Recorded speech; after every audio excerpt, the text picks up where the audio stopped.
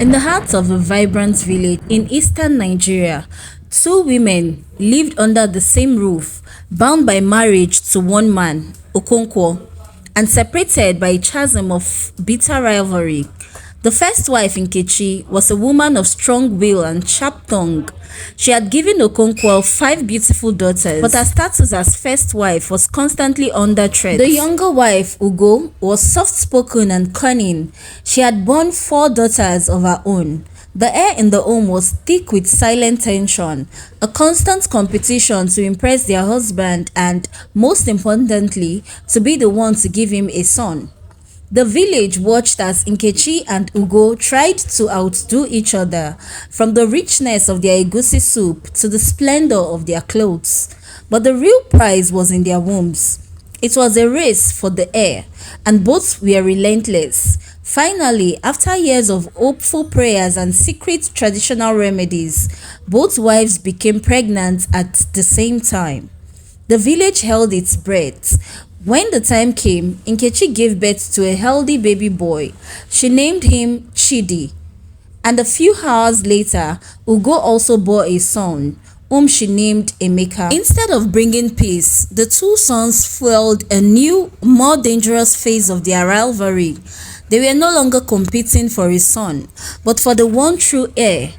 Nkechi flaunted Chidi, dressing him in the finest clothes and demanding he be given special treatment. Ugo, seething with jealousy, watched as Nkechi's son was favored. Her jealousy turned to malice, and she devised a sinister plan. She prepared a pot of Chidi's favorite porridge, lacing it with a slow-acting poison, intending to make him sick and unfit to be the heir. But in a tragic twist of fate, her own daughter, Adaobi, hungry and curious, found the pot first and ate the food. She was gone before morning. Nkechi, consumed by her own rage and convinced Ugo was to blame for her own daughter's demise, decided to strike back. She set a trap, a deep pit covered with a mat and thin leaves near the backyard, meant for Ugo's son, Emeka. The very next day, as Nkechi's youngest daughter, Nneka, was chasing a goat, she ran straight for the pit. The ground gave way, and her screams were the last sound she made. The tragic demise of their daughters should have brought them to their senses, but their hatred was too deep.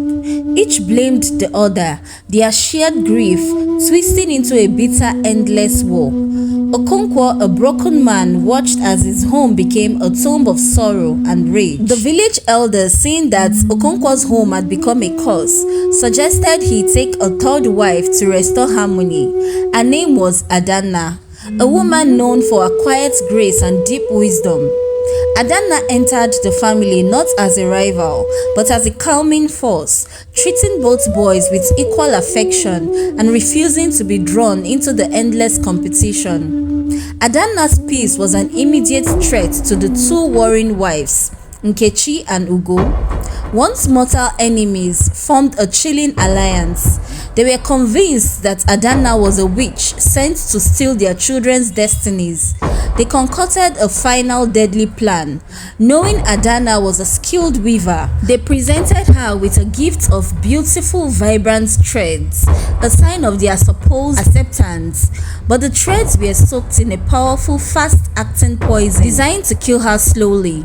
They intended to blame her eventual death on a curse, but Adanna, with her keen intuition, saw through their forced smiles and cold eyes.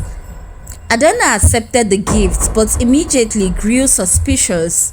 Instead of using the threads, she placed them in a small locked box. She then enlisted the help of her niece, a clever young girl, to watch the two wives' movements.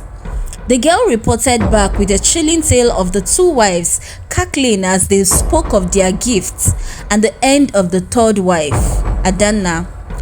Adanna, with her evidence secured, chose the day of the next full moon to act.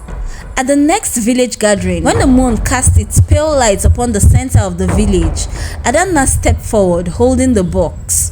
Nkechi and Ugo, seeing her alive and well, paled with shock. Adanna spoke, her voice calm and clear, recounting how she had received the gift and her reasons for not using it. Nkechi and Ugo began shouting denials, accusing Adanna of witchcraft, but Adanna silenced them with a single dramatic move. She opened the box and, in front of the stunned villagers, tossed a single poison thread to a stray dog. The animal sniffed it once, began to convulse violently, and died within seconds. A collective gasp swept through the crowd. The elders, witnessing this horror, knew what they had to do. The chief elder stood and delivered a verdict heavy with sorrow and absolute finality. The poison that killed this dog is a reflection of the poison in your hearts. You have already lost 2 children to your own hatred. This village has no place for such evil. The 2 women, now seen for the monsters they had become, were stripped of their dignity and their homes. They were banished from the village forever.